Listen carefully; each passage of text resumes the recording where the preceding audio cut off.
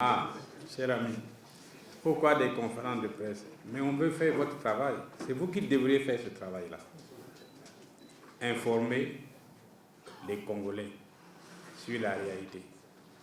Si nous revenons, c'est parce que cette réalité demeure et s'aggrave. Prenez un exemple en introduction, vous avez entendu. Le président Sassou a dit, lui c'est la paix, comment ça, la tolérance, etc., le respect, le vivre ensemble, etc. Il l'a dit, hein, le 14. Mais la réalité, ce n'est pas ça. Et là, comme a dit la présidente Claudine, vous avez entendu, vous bougez ces mains pas dans la rue, allez, on amène des armes, on tire sur vous. On vous prend, vous n'avez rien fait, on met en prison. Nous sommes le seul pays à avoir créé un motif de crime, le crime de participation à une élection. Vous participez à une élection, c'est un crime, on vous met en prison. Vous voyez, il va falloir modifier le code civil. Et nous, notre devoir, puisqu'on ne peut pas, aujourd'hui, si nous demandons, on va faire un meeting sur le boulevard Alfred Raoult, ah non, non, non, pas question. On va mettre la police, on va nous éparpiller, des trucs comme ça. Nous n'aurons pas l'occasion d'informer le peuple. Alors la conférence de presse, au moins, nous donne cette occasion de l'informer. Ce que vous les journalistes, vous ne faites pas. Vous allez nous entendre arriver là-bas, vous direz, ah, les opposants ont fait une conférence de presse, mais rentrez dans les détails, dites que c'est pour dire la vérité, contrairement à ce que le président Sassou a affirmé. Il a dit que le Congo n'est pas en banqueroute, mais nous avons dit que le Congo est en banqueroute. Pourquoi? C'est ce qu'on explique ici. Parce que les Congolais qui l'ont entendu n'ont peut-être pas compris. Le président a dit que le pays n'est pas en banqueroute. Mais celui qui a déjà fait 15 mois, 16 mois, sans revenu, il ne sait pas comment manger, comment payer l'école des enfants, comment aller se soigner et tout ça. Alors il se demande, mais la banqueroute là c'est quoi? Il va consulter les dictionnaires.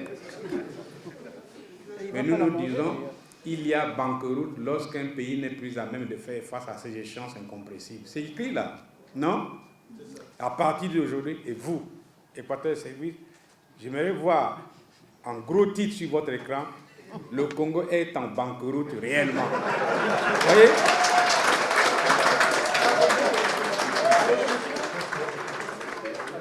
Voilà l'intérêt de cette conférence de presse-là. C'est pour dire aux Congolais, tout ce qui a été dit le 14, c'est du faux. La réalité, la voilà.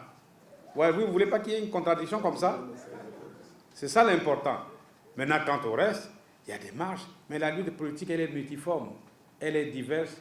Elle requiert la participation de tous. Voilà pourquoi on fait appel à tout le peuple. Parce que la question de la lutte, c'est une question de rapport de force. Sans un peuple, vous n'y pouvez rien. Et les dictateurs, justement, ils surfent sur les divisions, sur la peur. Hein? Les gens qui ont peur. Oh, oh. Regardez, moi j'étais vraiment surpris lorsque j'ai regardé le défilé du 15 jours de voir les carrés de nos mamans, de nos sœurs qui défilaient là. Mais vous savez pourquoi, non? On donne 5 000 francs, 10 000 francs, et on prend dans la rue, passe comme ça, parce qu'on a donné 5 000 francs. Si vous allez au marché une fois ou deux fois, après, vous aurez les 5 000 francs. Et voilà la situation. Et donc, nous, notre devoir, c'est ça. Informer l'opinion nationale. Et l'opinion internationale également, les pays étrangers qui nous entendent nous disent, ah bon, donc au Congo, ça va, alors. Mais il n'y a que des problèmes dans l'autre Congo là-bas. Mais ici, tout roule sur l'or. Et nous avons dit, non, c'est faux. Pourquoi? Parce que le monde baigne dans la misère. Vous voyez, le président Sassou a fait comme s'il n'y a pas eu de morts dans ce pays. L'histoire du Chakona. Il a passé ça sous silence. Hein? Mais nous disons, il y a eu des gars qui ont été tués. Nous avons cité 13. Ce n'est pas sûr qu'il soit 13, parce que nous demandons que l'enquête se poursuive. Si on poursuit l'enquête, on trouvera que c'est plus de 13. Et c'est comme ça tout le temps. Vous voyez? Alors, vous qui êtes journaliste, vous dites, non, c'est heureux de voir que nous prenons quand même le courage d'organiser des conférences de presse. Malheureusement, on s'est obligé de faire à domicile. Parce que sur un lieu public, on ne nous autorisera pas. Ça aussi, vous notez. Ils sont obligés de mettre dans leur maison. Bientôt, peut-être, on va aller sur le fleuve Congo, puisque même dans nos maisons, on risquera de ne plus faire des conférences de presse. Voilà, chers amis. Quel est le sentiment qui vous anime maintenant que Mathias Jean et Claudine Monari?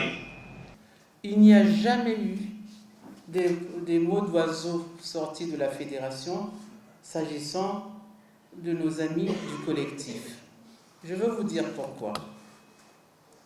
La Fédération de l'opposition congolaise regroupe 3 plateformes, le FROCAD, l'IDC et la composante CJ3M. S'agissant du FROCAD, nos amis du collectif ont toujours été avec nous, nous étions ensemble. Le président Mukwege revendique même la création, donc je suis venu après, je ne veux pas me battre avec lui, vous voyez que nous sommes pour le consensus, donc je ne veux pas me battre, mais nous avons partagé le même idéal, c'est-à-dire le respect de l'ordre constitutionnel et l'alternance démocratique. Voilà la raison d'être du FROCAD. Qu'est-ce qui nous a séparés de nos frères du collectif?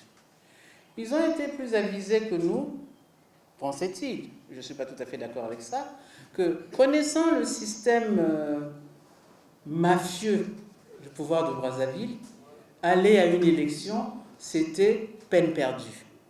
Et que les résultats sont connus avant même qu'on aille dans les urnes. Ce faisant, ils ont pris la sage décision, pensait-il, de dire « nous, on ne va pas perdre notre temps ». Nous, de notre côté, on s'est dit « bon, nous savons tout ça.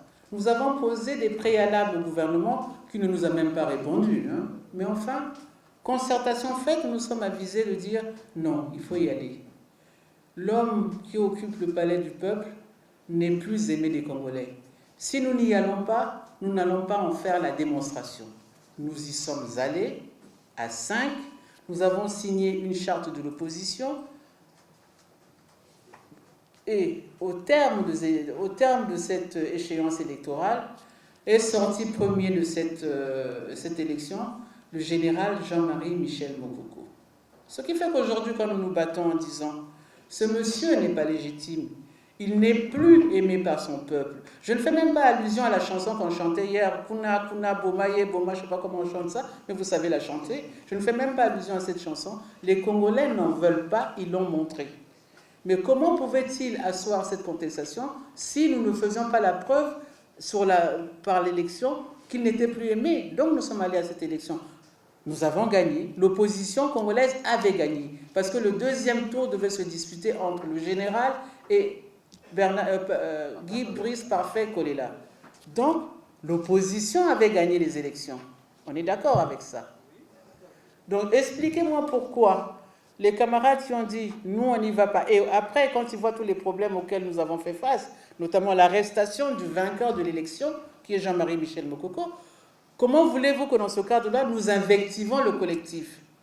Nous leur demandons seulement, et ils l'ont eu cette sagesse, de dire « bon, finalement, vous n'aviez pas tellement tort parce que votre entêtement a permis de mettre à la face du monde entier que M. Sassou n'est plus aimé par son peuple ».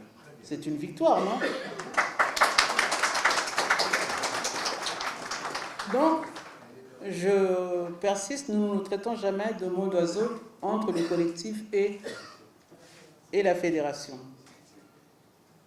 Alors, moi j'ai toujours du mal à répondre à la question de la presse quand la presse ne fait pas le travail minimum de s'informer sur ce qui se fait dans son pays.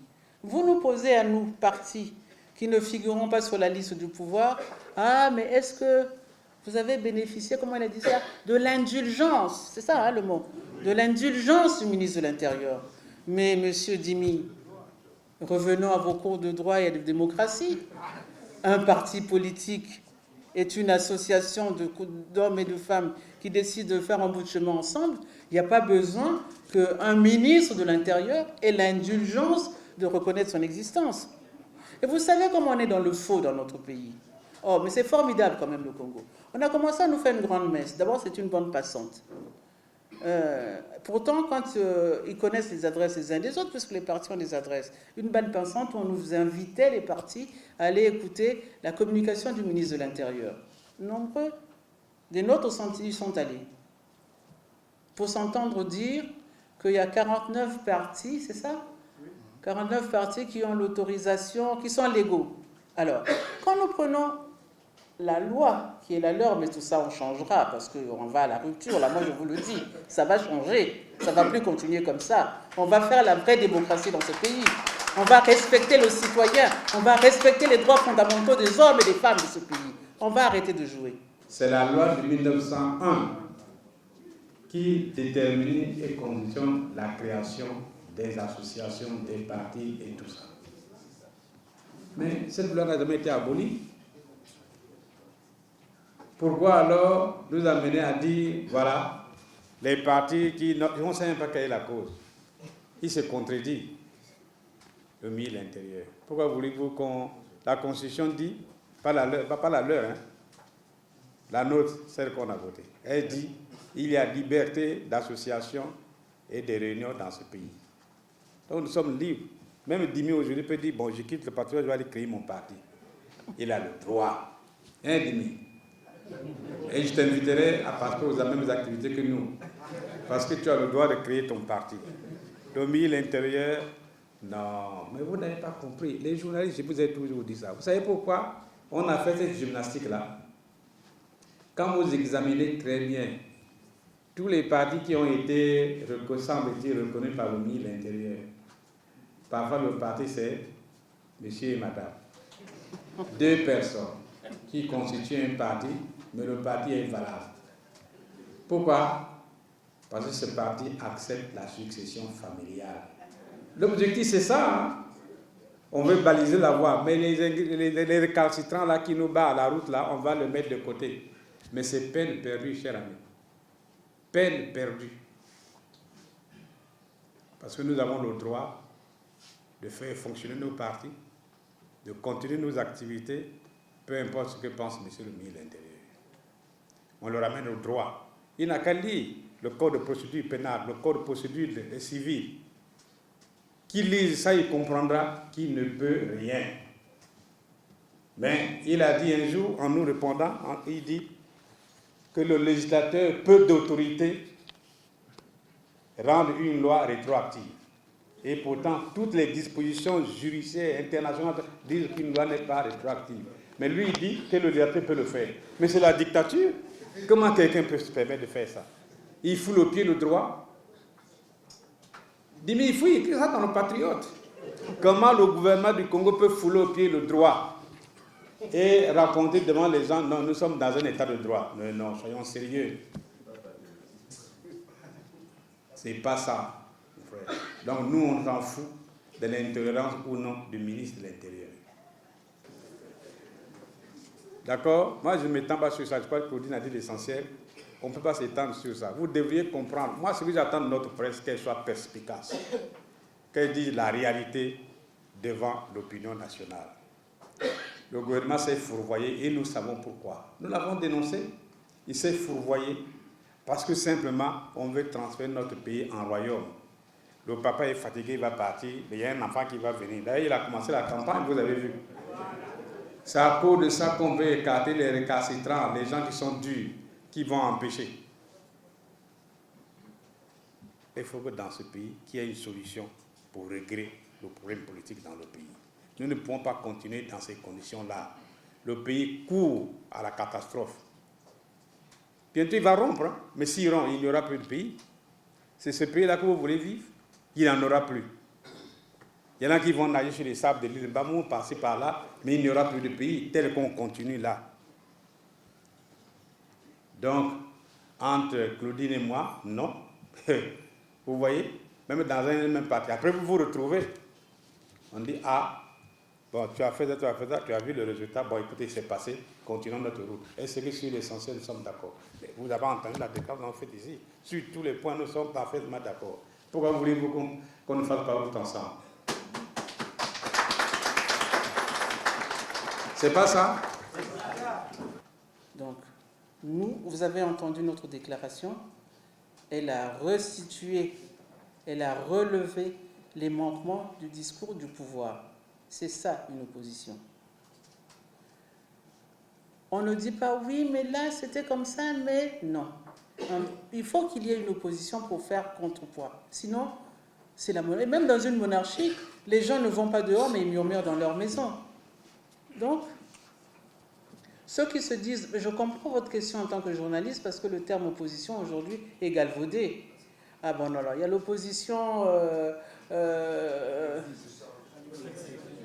flexible, il y a l'opposition, alors aujourd'hui, qui se dit modérée, alors il y a l'opposition constitutionnelle, enfin, il y a tous les vocables qu'on peut imaginer et le dictionnaire est plein de qualificatifs dans ce genre.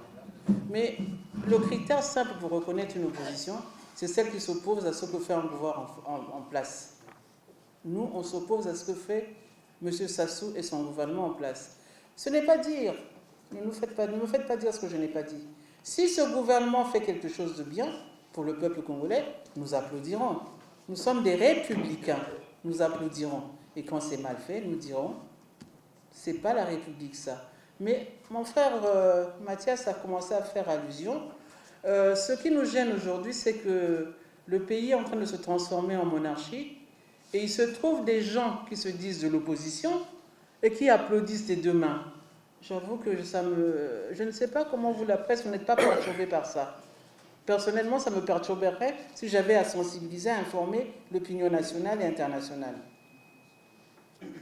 On se lève un matin, on lit un texte, le gouvernement a choisi un chef de file de l'opposition.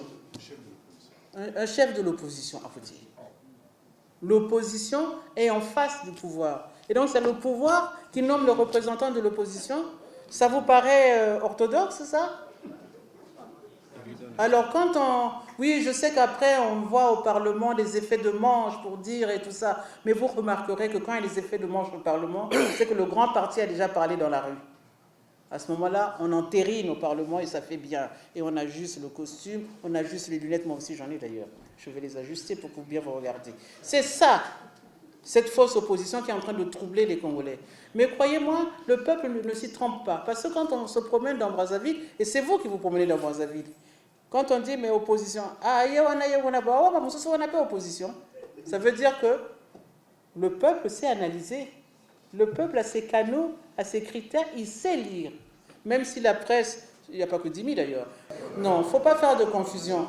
Il y a des gens qui utilisent des mots. Et vous savez aussi, il faut déceler l'opposition que le gouvernement a fabriquée pour servir de faire valoir. Quand on va à l'extérieur, on dit mais moi j'ai une opposition. Hein?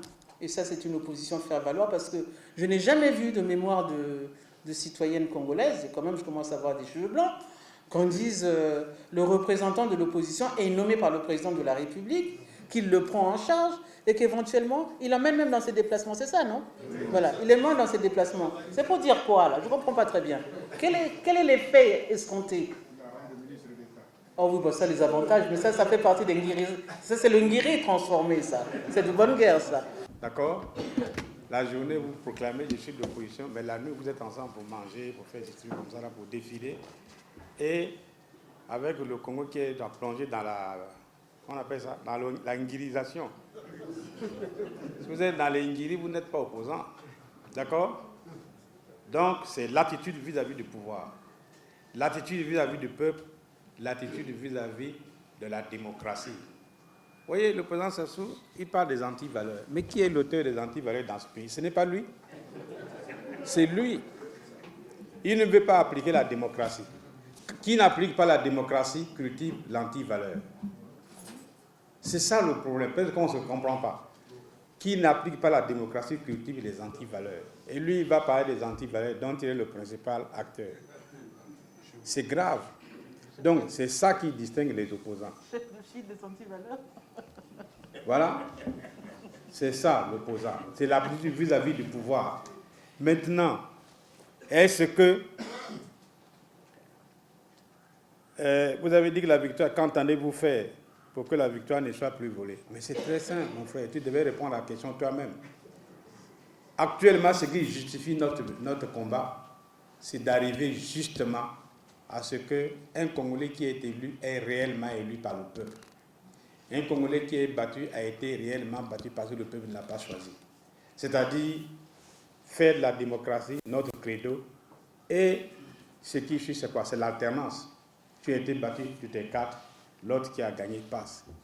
Or, nos amis là ne veulent pas entendre l'alternance. L'alternance est liée, c'est la fille, sœur, la fille jumelle de la démocratie, l'alternance.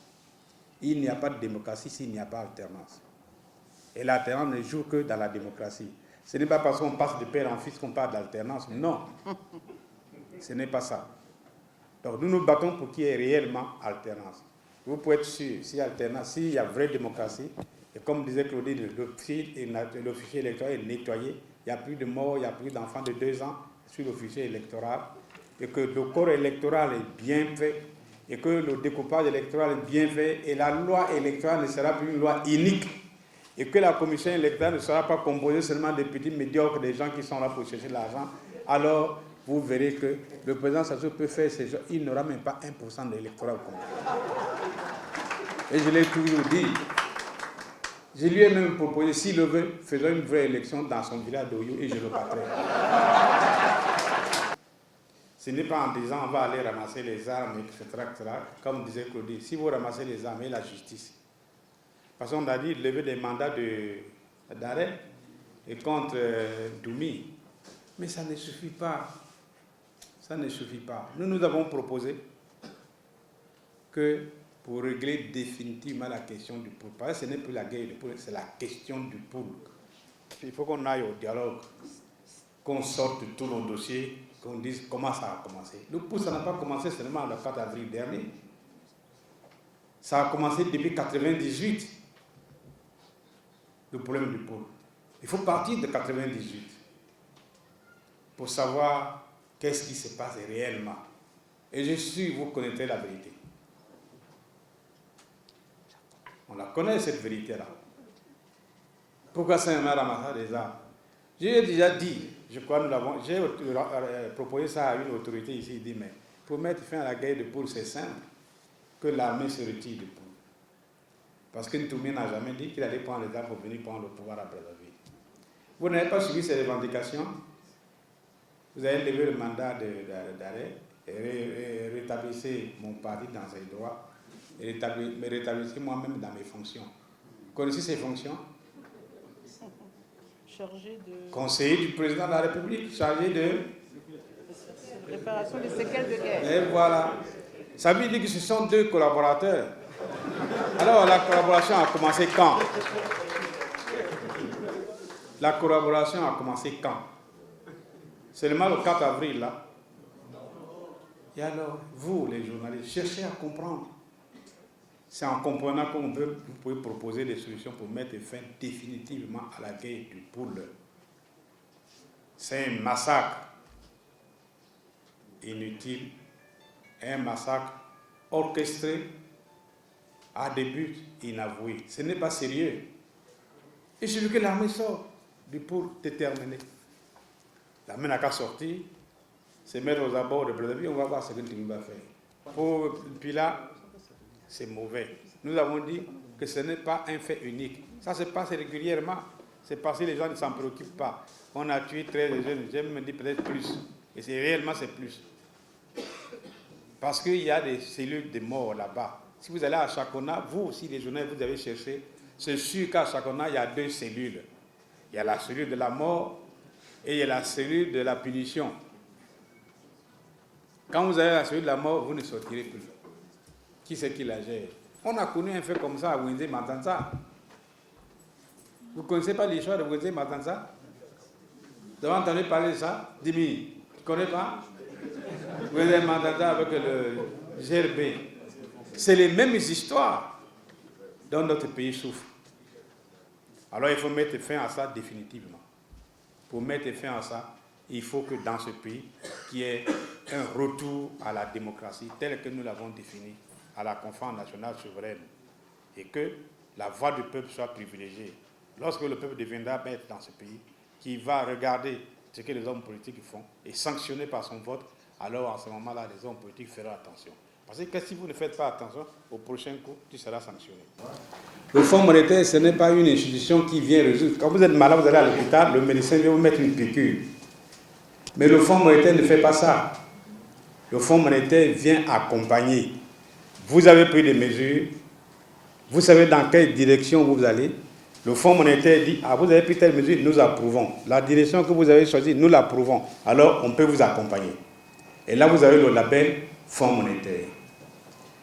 Quand ils disent qu'on va avoir un accord avec le Fonds monétaire, c'est quel type d'accord? Il y a plusieurs accords avec le Fonds monétaire. D'accord? Vous avez les fonds de capacité, vous avez les fonds d'accompagnement, ce qu'on appelle aide de trésorerie, et vous avez les programmes de restructuration. Mais dans le cas de notre pays, tous les indicateurs sont au rouge. Pour nous, c'est une restructuration. Et pour faire la restructuration, mais il faut qu'il y ait la vérité. Le Fonds monétaire a englobé en disant, bon, nous, il faut qu'il y ait apaisement politique dans le pays. C'est-à-dire la fin de la guerre du poule. Il faut tenir un dialogue pour apaiser dans le pays, casser la tension qui règne. Deuxièmement, il faut faire la gouvernance et l'audit de la gouvernance. Audit de la gouvernance, pourquoi? Mais parce que, chers amis, quand même, notre pays produisait au plus fort du temps 125 millions de barils de pétrole par an. Aujourd'hui, en 2018, on atteint 117 millions de barils. Mais la part du Congo est de combien? Plus de 35%. Ça, pour un pays de 4 millions d'habitants, c'est beaucoup d'argent. Ça fait beaucoup d'argent. Mais où part cet argent? La dette. Notre plus grand créancier extérieur aujourd'hui, c'est la Chine. Mais Claudine disait qu'il y a des Congolais qui ont 6 000 milliards de francs CFA, mais c'est plus que ça. Ils sont 6 seulement, ces Congolais-là, 6. On connaît les noms. Sur le gouvernement doute, moi je donne les noms. Alors, ces gens-là, cet argent, ils ont eu où pour avoir une telle masse? Le trésor. Dernièrement, je disais, en dehors de la Chine, dans la partie occidentale, y compris Panama, c'est 9,5 milliards de dollars d'argent déposé dans les comptes. Additionné. Alors, pourquoi cet argent? Qu'est-ce qu'il fait là-bas? Or, pour avoir l'accord de Fonds monétaire, il faut commencer par traiter la situation. Alors, je me suis amusé à dire à quelqu'un un jour, j'ai dit, moi tout seul, si j'ai le pouvoir, je réglerai la question de la crise au Congo au maximum par an, dans les 5 mois qui suivent. Pourquoi? Mais parce que nous avons créé ce qu'il ne fallait pas créer. Regardez, prenez le budget du Congo, vous avez la solution. Mais vous n'avez pas lu le budget du Congo? Nous sommes passés d'une masse salariale qui avoisinait les 15 milliards par mois. On est à plus de 40 milliards par mois. 44 milliards, voilà, quelqu'un qui me rectifie. 44 milliards. Dans un pays de 4 milliards, notre population a évolué pour que la masse salariale atteigne ce niveau. Il doit y avoir des fuites quelque part. Il faut qu'on regarde. Pourquoi? Notre dette extérieure avoisine aujourd'hui la dette qui avait conduit à la mise en place de l'initiative PPTE. 10 milliards de dollars. En un rien de temps. De 2010 à 2018, on est au même niveau. Avec des excédents budgétaires. Donc, ce qu'il faut mettre en place, c'est un programme de restructuration qui permettra de réunir à nouveau nos principaux partenaires du Club de Paris, du Club de Londres et les bilatéraux. Alors, pour ça, moi j'ai suivi le Premier ministre, il parlait, oh la lettre d'intention, j'ai lu ça, c'est du n'importe quoi. Ce n'est pas comme ça qu'on fait. Quelles mesures internes nous avons faites nous-mêmes? Claudine disait, il faut rapatrier les fonds. Mais pour rapatrier les fonds, c'est très simple. Les gens qui les ont placés sont encore... Et ils sont connus. C'est vrai, il y a des prêtres, non. Mais le prêtre, non. Il connaît le titulaire. Non? Mais alors, ne fût-ce que ce qu'il y a en Afrique ici. Vous connaissez les pays africains? Le principal détenteur, c'est le Maroc. La Côte d'Ivoire. Même la Guinée. Il y a les fonds congolais. C'est quoi ça? Même en face ici, là, en face là. Il y a une seule banque qui traite les fonds qui viennent d'ici. En face là.